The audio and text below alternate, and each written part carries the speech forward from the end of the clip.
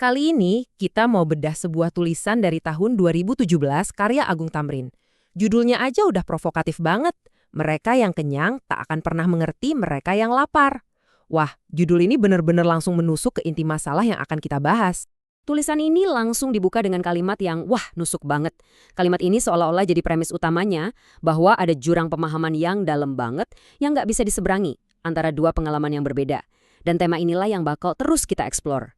Oke, jadi si penulis ini memulai argumennya dengan sebuah konsep yang dia sebut sebagai kesenjangan empati. Intinya gini, pengalaman hidup yang sesungguhnya itu nggak akan pernah bisa dipahami 100% cuma dengan ngelihat dari luar. Nah, untuk ngejelasin ini, dia pakai contoh yang kuat banget. Dia bilang, coba bayangin mereka yang bisa melihat, yang ngelihatin orang buta, mereka cuma bisa mengamati. Tapi mereka nggak akan pernah benar-benar paham realitasnya hidup dalam kegelapan total itu kayak apa. Inilah batasannya. Ada perbedaan besar antara melihat penderitaan dan merasakan penderitaan itu sendiri. Nah, dari contoh tadi, penulisnya membawa kita ke metafora utama dalam tulisannya. Dia mengambil sebuah kondisi yang kita anggap normal, bahkan kita idam-idamkan, yaitu rasa kenyang. Dan inilah puncaknya. Menurut si penulis, pengalaman rasa lapar yang sesungguhnya, dan ini bukan sekedar nunda makan siang ya, itu adalah realitas yang sama sekali asing buat mereka yang nggak pernah merasakannya. Jadi, poin utamanya adalah empati kita itu ternyata ada batasnya.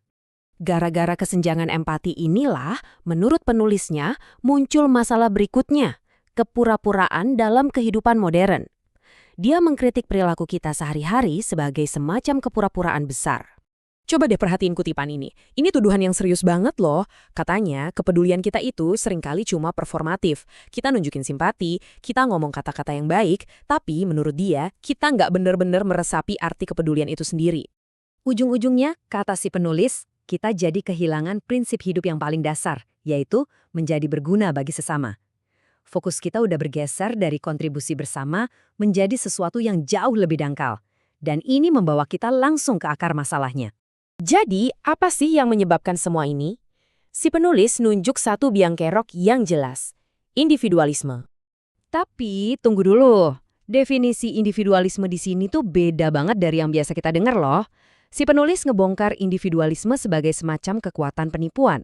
Semua alasan yang kita ciptakan untuk diri sendiri supaya bisa cuek sama penderitaan orang lain. Dan inilah vonisnya. Keras banget kan? Individualisme itu bukan cuma sekedar cara pandang, tapi udah kayak wabah yang secara aktif membunuh esensi dari masyarakat itu sendiri. Nah, dari sini argumennya makin panas, makin provokatif. Dia bahkan menyamakan dampak dari individualisme modern ini dengan tindakan pembunuhan. Pertanyaannya langsung kan? Tentu aja dia nggak ngomongin soal pembunuhan literal pakai pisau ya. Jadi apa sih maksudnya? Nah, ini dia bentuk-bentuk pembunuhan yang dia maksud. Lewat sikap kita yang cuek, lewat fitnah yang kita sebar, lewat cara kita menghalangi akses orang lain ke pengetahuan, menimbun kekayaan, dan mengabaikan hak-hak dasar manusia. Semuanya itu, katanya adalah akibat dari individualisme. Kutipan ini, jujur, nonjok banget. Ini contoh paling nyata dari ketidakpedulian dan ketimpangan yang ekstrim. Sebuah gambaran soal prioritas dunia modern yang, kalau dipikir-pikir, benar-benar gak masuk akal. Oke, sekarang kita sampai di bagian akhir. Kesimpulan yang terus terang cukup sinis tentang apa sih motivasi sejati di balik semua sistem yang kita bangun sebagai manusia. Jadi, lupain deh semua retorika soal keadilan, kesetaraan, atau kebebasan. Menurut tulisan ini, itu semua cuma kedok aja untuk tujuan yang jauh lebih mendasar. Dan inilah argumen puncaknya. Menurut dia, mau namanya komunisme, kapitalisme, Pancasila, bahkan agama sekalipun, pada dasarnya semua sistem ini dirancang cuma untuk satu tujuan yang paling primitif, kenyang. Sebuah perjuangan abadi untuk memastikan perut terisi dan kita terhindar dari penderitaan karena lapar. Dan ulasan ini ditutup dengan satu pertanyaan terakhir yang ambigu banget. Setelah semua kritik pedasnya, si penulis seolah-olah berbalik dan nanya ke kita, bukankah lebih baik kenyang daripada lapar? Pertanyaan ini sengaja nggak dijawab.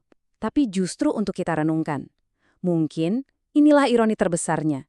Mereka yang kenyang, yang membangun semua sistem ini, mungkin gak akan pernah bisa menjawab pertanyaan itu dari sudut pandang mereka yang benar-benar lapar.